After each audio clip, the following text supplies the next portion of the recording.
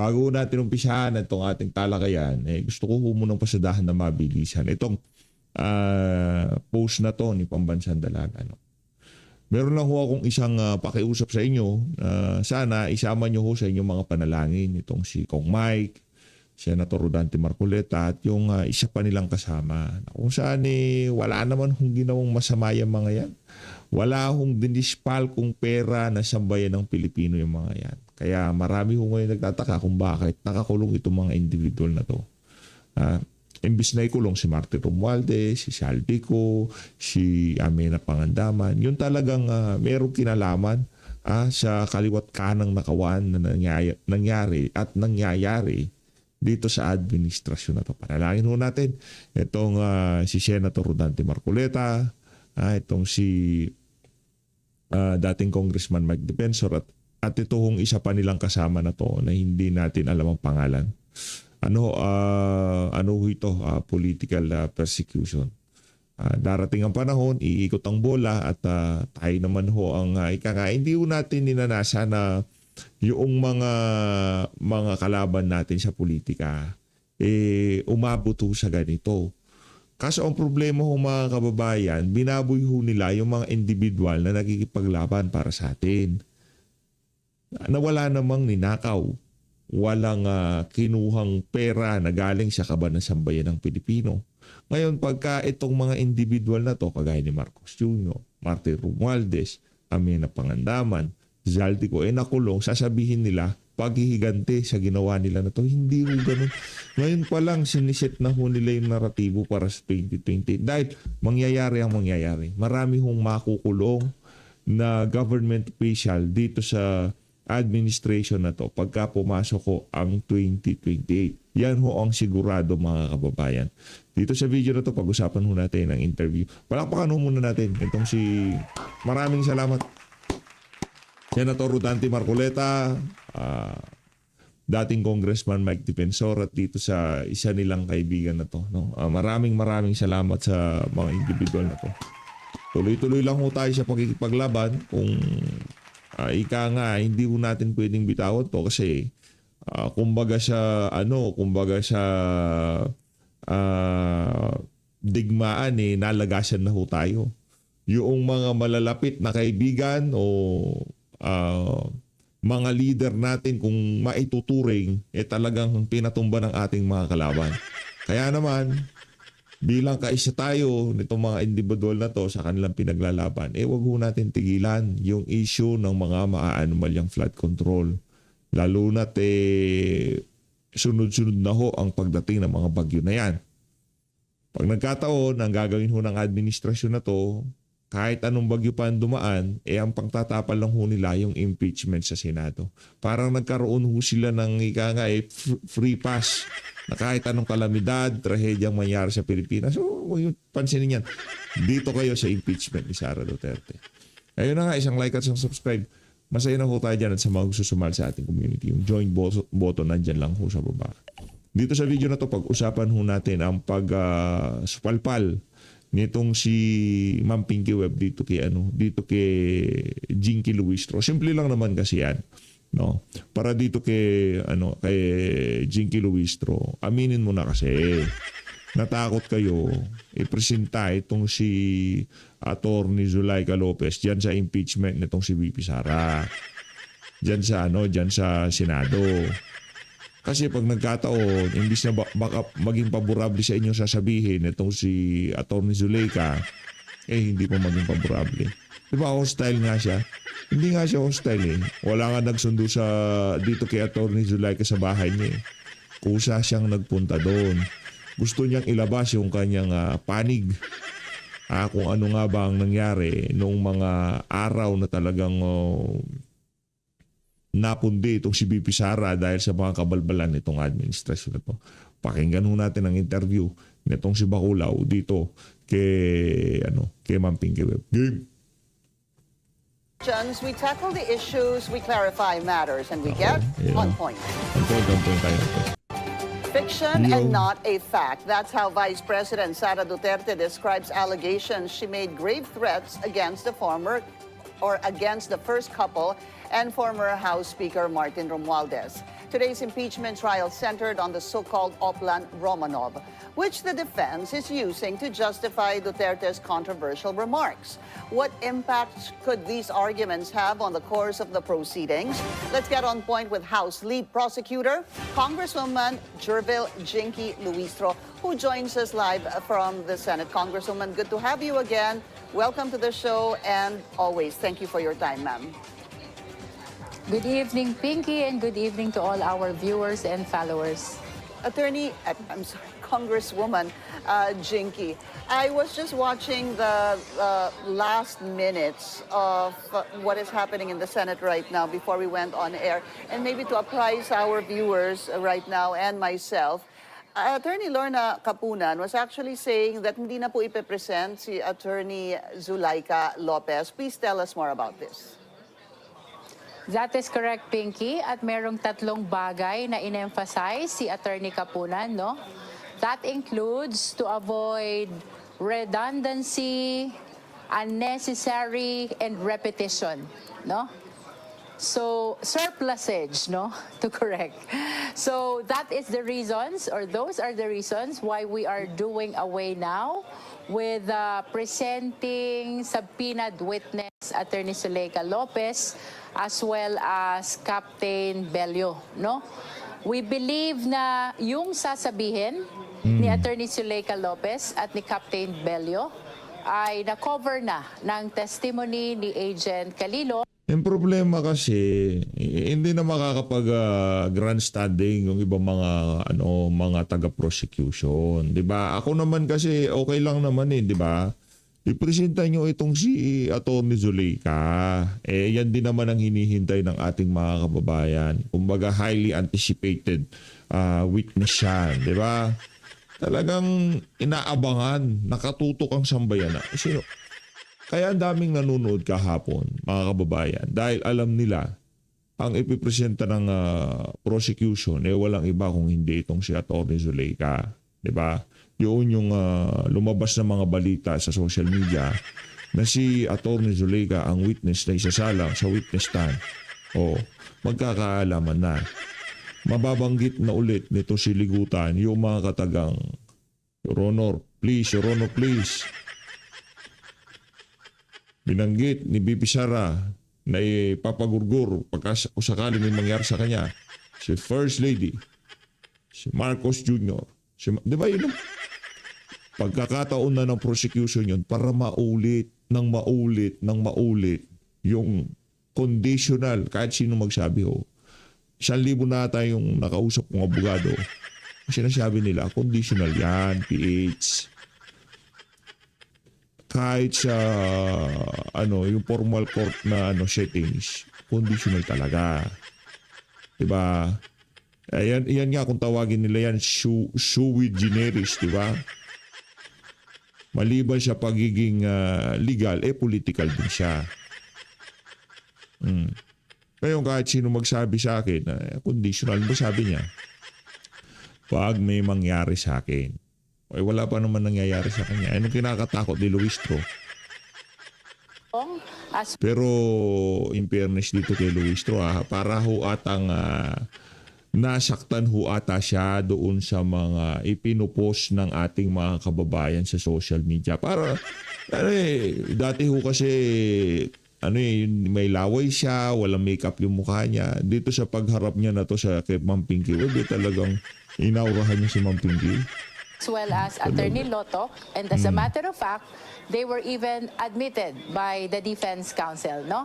So, ulitin ko, Pinky, yun the reasons are, they are unnecessary, they are surplusage, and they are redundancy. So, these are the reasons. And ultimately, we want to spare the court with wasting its time so that we can focus and dedicate the same to other witnesses who will be presented by the prosecution. But that particular decision coming from the public and the private prosecutors, I'm sorry, apologies ma'am, because I missed parts of it because I was also on air. Ang narinig ko po sinabi ni Attorney Capunan, nagkaroon po kayo ng, she used actually two words, huddle and hurdle. Can you tell us more about that, please? Well, we've been observing the testimony of Agent Calilong as well as the testimony of Attorney Loto, no? And ultimately, this afternoon, we were able to resolve with finality that if we will be presenting Attorney Zuleika as well as Captain Bello, it will be a repetition already of what was testified to by the first two witnesses. And that includes the admission of Attorney Villuan na paulit-ulit sinasabi kanina ni Attorney Kapunan, no? Kasi there are only few things na kailangang sabihin sana nitong dalawang witnesses na to. And that includes nandun sila sa loob ng detention center and they personally witnessed the Vice President utter those words of threat against the President, the First Lady, and the former Speaker, no? And it appears to us, it was witnessed actually by the public, na na-cover ito ng testimony ng ating dalawang agents from NBI, and na-cover na rin siya repeatedly by the admissions of the defense during their cross-examination and even during recross-examination, no? So to ask Pinky, no, kung aming isasalang pa itong dalawang ito, it will be a waste of time of the court because it is actually a repetition already. Uulitin na lang ang na-cover na ng mga naunang testigo. Surplus age na siya or kalabisan sapagkat na-establish na yung gusto naming ma-establish from these two witnesses.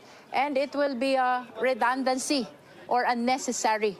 Redundancy paulit-ulit, unnecessary, hindi na kailangan, no? We would like to focus to other witnesses, other evidence na may ibang establish aside from those na nasabi na ng dalawang naunang testigo. I understand, of course, that a process like that is definitely up to the prosecution or even the defense when their turn comes. We had an interview a couple of weeks ago, ma'am, and sabi mo nga meron kayong I think now 57 witnesses. And at any given time, you're able to reduce, subtract any of the witnesses if necessary. And in fact, meron din yung tinatawag nga that I learned from you, yung reserved witness that you are given now. What we talked about then was 3 days, but hearing from the presiding officer.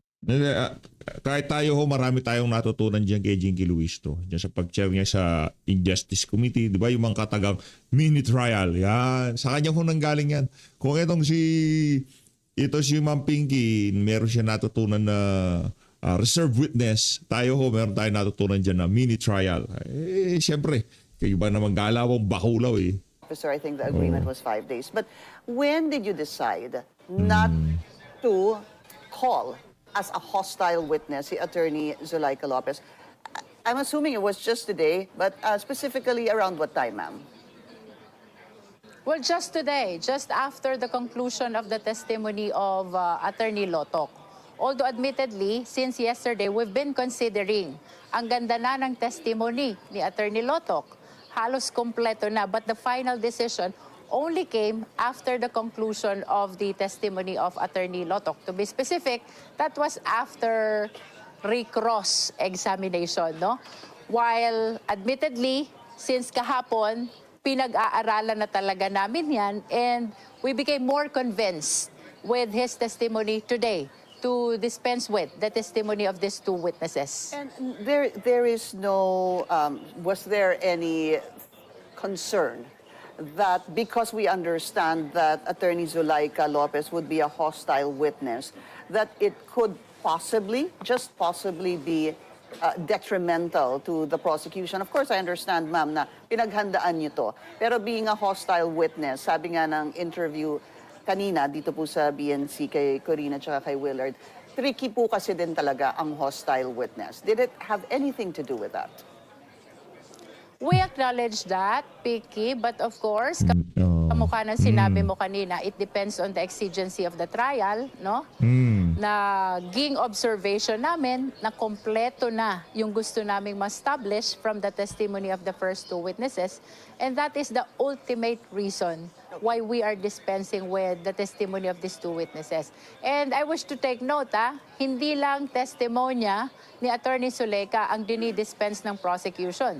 It even includes our witness, Captain Bello, no? Dalawa sila na dinidispense na namin tonight, no? For the reason na na-establish na at magiging repetition na lang kung i-present pa sila. Okay lang naman kahit i-presenta nyo, dapat naghanda yung si Ma'am Pinky Web. Naghintay din naman tayo, di ba?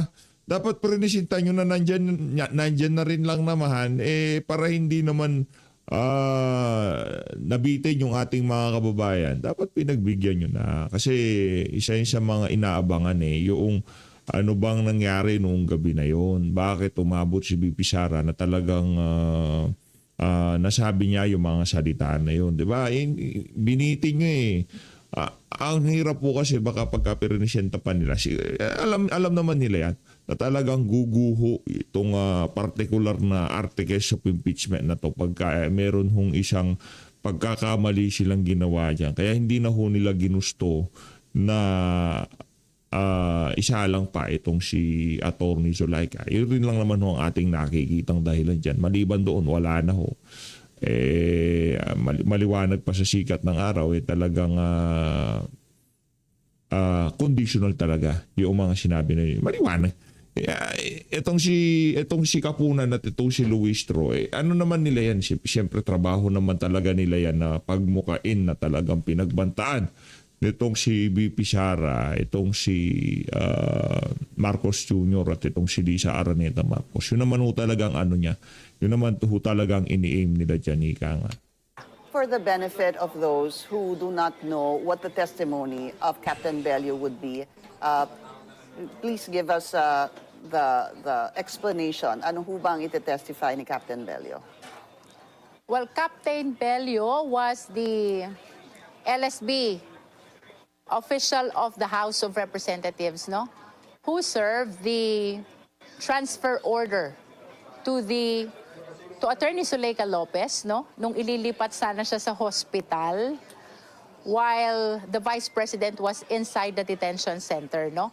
She's supposed to tell the court na nakita niya nandun ang Vice President at nakita din niya si Attorney Zuleka Lopez. These are the circumstances surrounding the video conferencing where the Vice President uttered the words of threat against the President, the First Lady, and the former Speaker. Congresswoman Jinky, so who's next? What happens now tomorrow?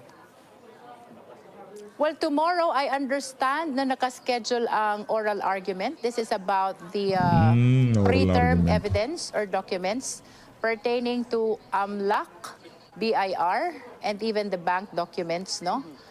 The issue here is whether or not those documents which pertain to acts or omissions prior to 2022, when the respondent became an impeachable official, are relevant to this impeachment trial. Ibig sabihin ho ba na magkakaroon ng oral arguments ang magkabilang kampo para patunayan na kailangan o hindi dapat isama yung mga records ng mga bangko ni Vice President bago po siya maging Vice Presidente? Did I understand that right, ma'am? That is correct, Pinky, no? But it does not pertain only to the bank documents. It pertains as well to SALN. It pertains also to BIR documents, the ITR, no? And the AMLAC documents, no? So ang issue dito, you are correct when you said, no? Kompletohin lang natin yung documents which are concerned in this particular issue. Kung ito bang mga dokumentong ito which are prior to 2022 when the respondent became an impeachable official are relevant in this impeachment trial. No? Of course, the position of the prosecution is they are relevant. Kaso ang nakalagay sa rules yung mga bagay-bagay lamang ang dapat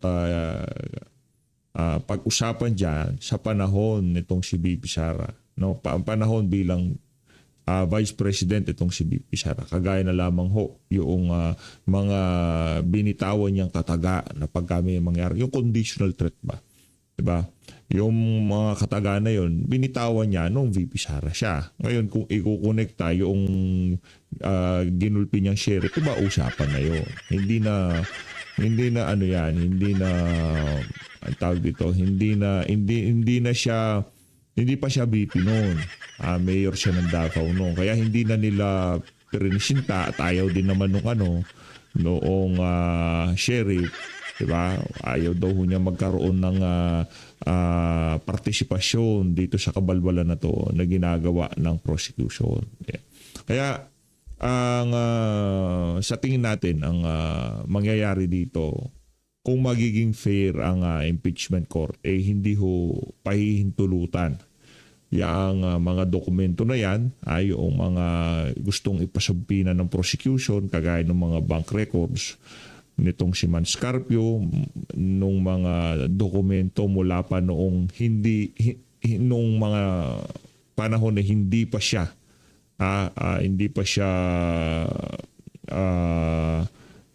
vice president.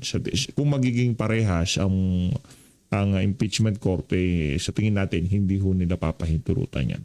And with that oral argument coming from both the prosecution and the defense, what happens after? Is that going to be a decision that will be put forward to the senator judges to vote upon if indeed pwedeng isama o hindi?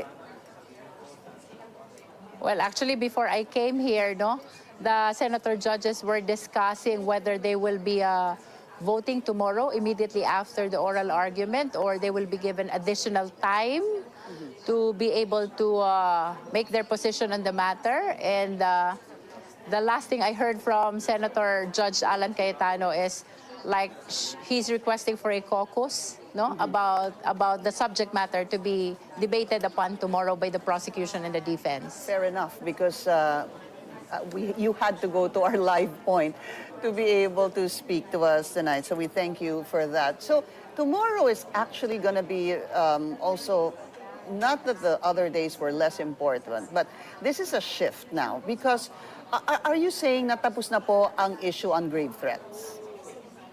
Yun na yun? Well, we still have one witness, And I don't know if there will be additional witnesses pa after this one. The last witness I'm pertaining to as of now is Attorney Melvin Matibag, our NBI director, I understand that we have reservations, so we haven't discussed whether Attorney Melvin will be the last or whether there will be additional witnesses pa anchored under the reservation to present additional witnesses or evidence in support of the threat article.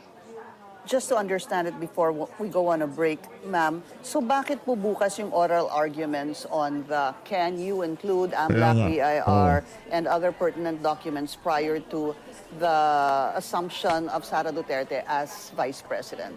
Why are we jumping? What I understand, why the reason, Pinky, is we have pending motion for issuance of subpoena. We have pending request for issuance of subpoena of these documents, including those prior to 2022. Itong documents na to, that includes bank documents, that includes the AMLAC documents, that includes the BIR documents. Parang hindi naman kasama yung SALN. Parang we have them already. So for these three documents, they include those prior to 2022, and that is why I believe the impeachment court deemed it proper to set the oral argument tomorrow before they decide on the request of the prosecution for the issuance of this subpoena. We'll be taking a very short break. We'll come back still with us, Yo. House Lead Prosecutor Congresswoman Jervil Jinky. Ayusin mo yung postura mo, madam, yung antipara mo, wag mong napapanood ka sa national television, di ba? Ay, yung laway mo nag-viral na, make sure na diyan sa interview mo na yan kay Ma'am Pinky Webb, wag ka na magkalat, ha?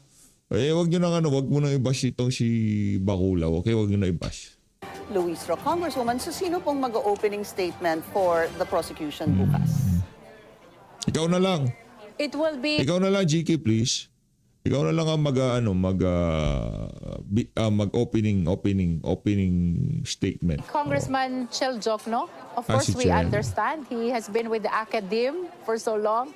He has been a seasoned litigation lawyer, As a matter of fact, dekano siya Dean of the College of Law before he was elected as member of the House of Representatives. So we are very much confident and positive about his engagement to represent the prosecution in this debate regarding the relevancy of the documents prior to 2022 in this impeachment trial. Let me ask you this, Congresswoman. What kind of an effect would a possible vote by the senator judges, if it comes to that nga, tungkol po dito sa pertinent documents, that they decide that prior to 2022 is unnecessary, which means, I guess that would be a, not a loss, but you don't, I mean, you wouldn't call that victorious on your end, hindi ho ba? Kasi gusto nyo isama yung prior to 2022. Malaking epekto ho ba yan sa pagsusuri o sa debate or proving the point of unexplained wealth kung hindi po masama yung prior to 2022? Hindi, yung prior to 2022, continuation yan nung kung tawagin nila dyan sa Senado. Meron silang bagong termino ng batas dyan. Kung tawagin yun, Bendalo. Bendalo. Kung sakaling pahintulutan niya ang pagsabpina ng mga dokumento maging ng mga panahon na hindi pa BP si Sara Duterte, Bendalo ho yan. Okay? Kasi nakalagay sa batas, malinaw na naman, yung mga impeachable act lamang ni BP Sara ang dapat pag-usapan dyan sa korte na yan noong Vice President siya. Kailan yon? Pagpasok niya noong 2022 hanggang sa ngayong panahong kasalukuyan. Yun lamang. Doon sa oras, pagkakataon, tagpo na hindi pa siya nanunumpa bilang Vice President, hindi pwedeng pakialaman yun. Impeachable government official ba ang mayor ng Davao? Hindi.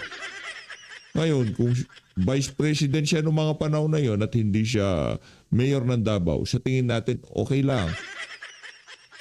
Diba?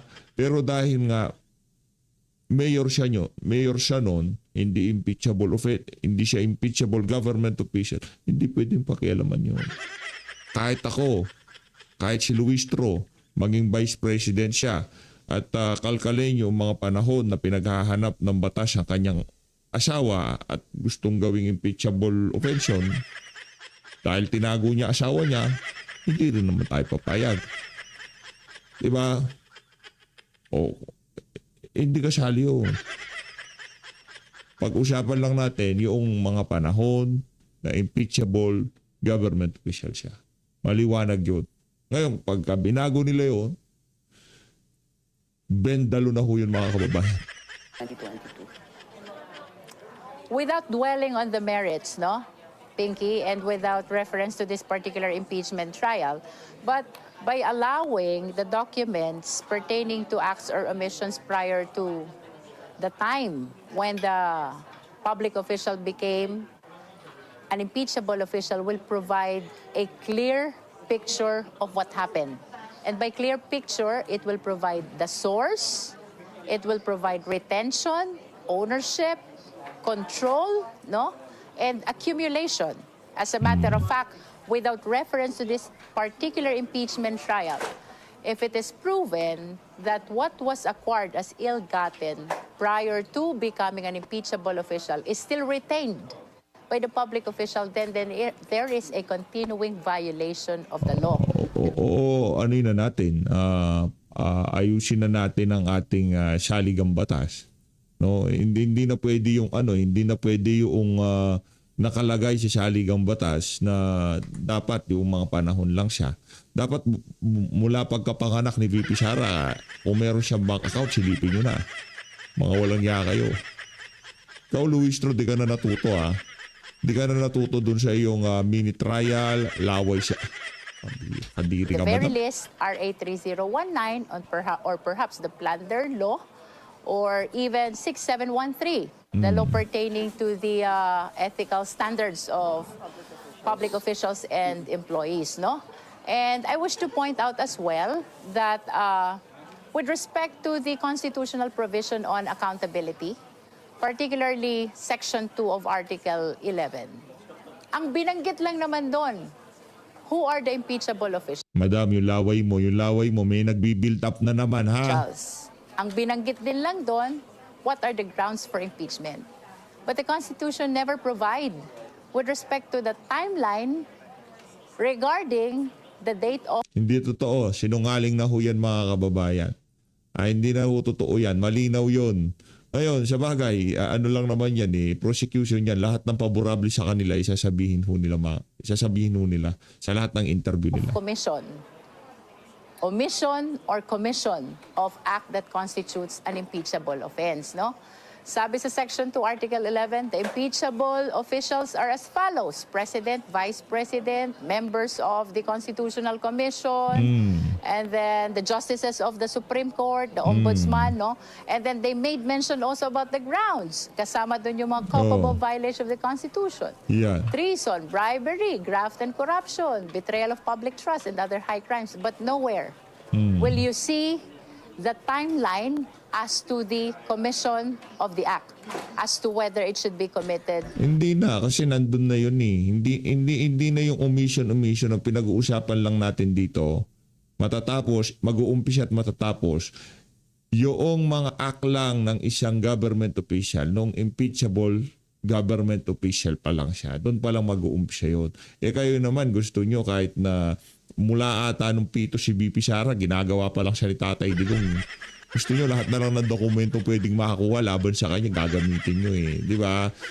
Ang mangyayari dyan, hindi mo sinagot yung tanong ni Pinky Web Kung may apekto ba sa prosecution yung kung hindi pagbibigyan yung subpina. Ang sagot ho dyan, Fishing Expedition 2.0 ho yan. Hindi lang makakapekto. Diyan na ho sila magkakahindot-hindot, sigurado. Prior to or during the time that the public official is an impeachable official, walang binanggit ang Constitution doon. No? And that is very clear. That is without specific reference to the subject matter of this impeachment trial. I actually remember two things after you said that. I understand that you weren't referencing it to the issue now. So let me reference it to the impeachment proceedings trials in the past. During the Corona impeachment trial, I do need to research on this, just to be very frank, and look back again. But were there references prior to the Chief Justice on his SAL-N that were used before he became Chief Justice? Number two, also with former President Joseph Estrada, were there also references used that the court admitted prior to him becoming president? Yeah, that is correct. Meron. As a matter of fact, we can invoke legislative precedents, no? Sapagkat merong mga incidents na pinag-usapan during the trial which are prior to becoming the impeachable official. We can include, as a matter of fact, Pinky, yung kaso ni Justice Sereno naman, where the basis for the grant Hindi, yung kay Sereno, dami mong pwedeng banggitin na pagkakataon. Bakit kay Sereno pa? Hindi nga umabot sa korte yan Nag-resign siya Di ba? Doon kay Corona at kay Estrada, doon ka magano kasi nagkaroon ng full-blown trial dyan.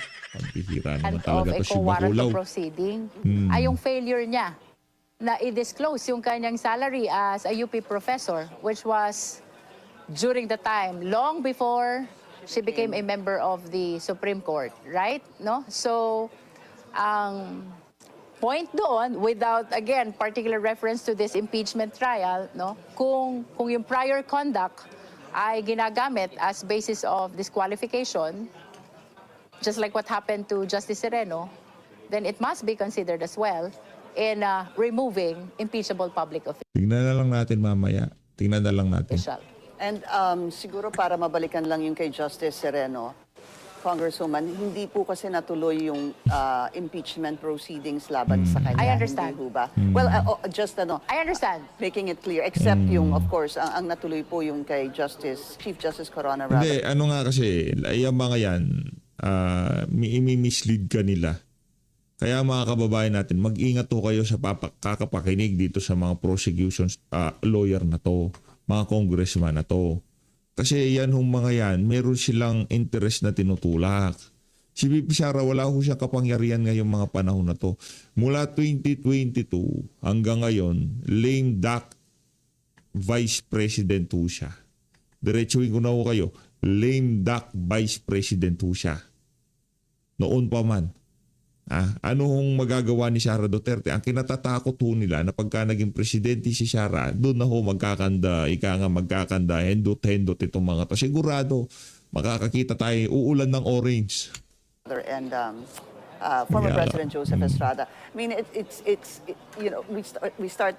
have to look back at all the impeachment proceedings that happened in the past. So now that will be the case, it will be still up to the senator judges to decide on this. Now, Correct. I want to go back to some of the highlights of what happened today, which is really part of my questioning. Dahil nagulat din po ako, I was surprised with the turn of events towards the last part of the impeachment day.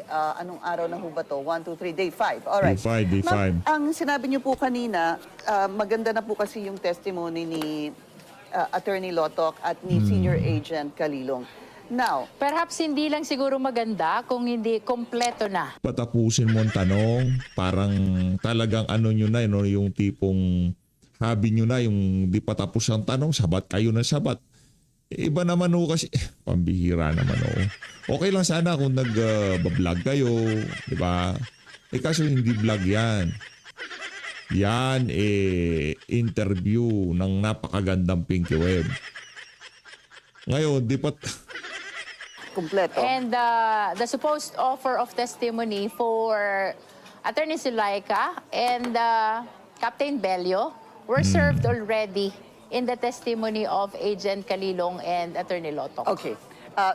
Having said that, ma'am, yung pong kanina, some of the points that I wrote down, yung tinanong po kasi itong grave threats, because of course, ito naman po yung pinag-uusapan the past days. Attorney Vinluan, when asked, said the defense was saying it wasn't a threat in the first place. Ang sabi po niya, it was a mere response to a Q&A and it was never aimed directly to BBM, the First Lady, and the former speaker. Yun po yung kanyang sinabi. I forget who asked that question. Could have been Senator Judge Pia Cayetano. But do you remember that, ma'am? Yeah, but our position has always been res ipsa loquitur, no? I do not want to dwell really too much on the merits of the case, but ever since ang position ng prosecution dyan is res ipsa loquitur, and those utterances constitute an impeachable offense.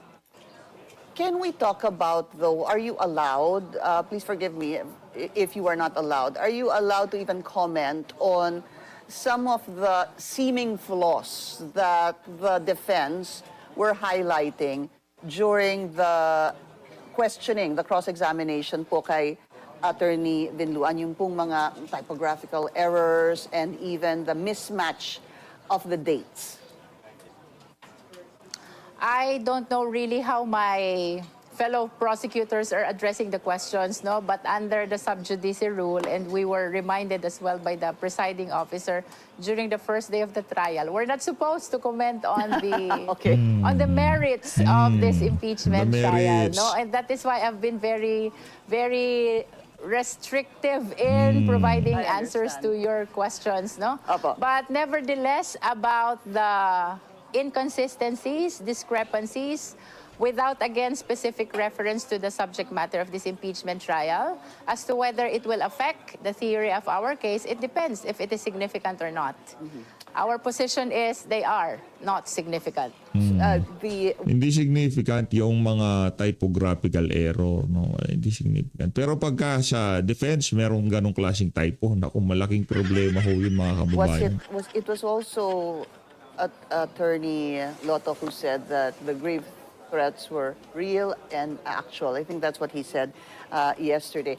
All right. So it's day 5. Bukas po ay day 6. Equally, I'm sure interesting, especially because of this oral argument on documents, BIR files, etc. Last question, ma'am. What happens to that BIR box? Does that mean that if the vote becomes favorable to the prosecution, does it necessarily mean that the BIR box can be opened? Okay, so to update the viewing public, no, the BIR box was returned already by the impeachment court to the BIR, no? But I wish to share as well that part of the request for issuance of subpoena is an expanded list for BIR documents, no? And that is supposed to include what we believe are inside this BIR box, no? So we hope that we will be able to get the favorable judgment of the impeachment court with respect to the debate which will happen tomorrow, because doon nakasalalay yung completeness ng mga documents na nire-request ng prosecution on this request for issuance of subpoena. Kasama doon yung expanded list ng BIR documents. Not only those which we believe are inside the box, but even the other documents of the BIR which we believe are pertinent as well in this impeachment trial. And just to last question, ma'am, I saw you yesterday together with some of the House prosecutors and even, of course, the defense. How are you guys? Are you in high spirits? Pagod ho ba kayo? Kamusta ho kayo? Ang prosecutor, public and private? The prosecutors are always in high spirit, both the public and the private prosecutors, no? We believe in... Na nga mga kababayan, abang lang ho kayo at mag-uumpisa na ang oral argument at hihahatid ko sa inyo dito sa PH Update ang pinaka-latest na kaganapan dyan sa impeachment trial court. Yan sa impeachment itong si Vice President Sara Duterte. Muli ako ho humihiling sa inyo ng pabor na isama ho natin sa ating panalangin na itong mga individual na to, kagaya si Senator Rolando Marcoleta, Pastor Kibuloy, si Tatay Digong, malapit na umuwi si Tatay Dig siya. Abang ho kayo. Pagka umuwi yan, tayo lahat pupunta ng airport sigurado. Meron tayong pasalubong na tsokolate kay Tatay Dig. So, tuloy-tuloy na pananalangin ho. Kasi balita ko, i-dismantle na daw ho ng Amerika ang ICC. Lapit na umuwi si Tatay Digong. Panalangin ho natin yung mga nagsasakripisyo ho ngayon para sa sambayan ng Pilipino.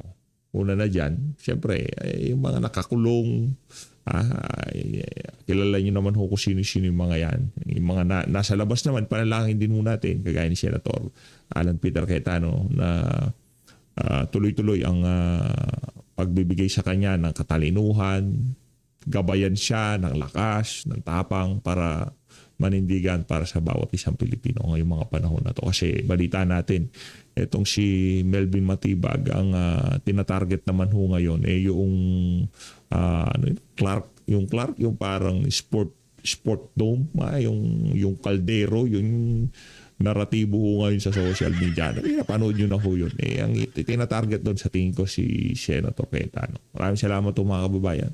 Malino natin ang Pilipinas.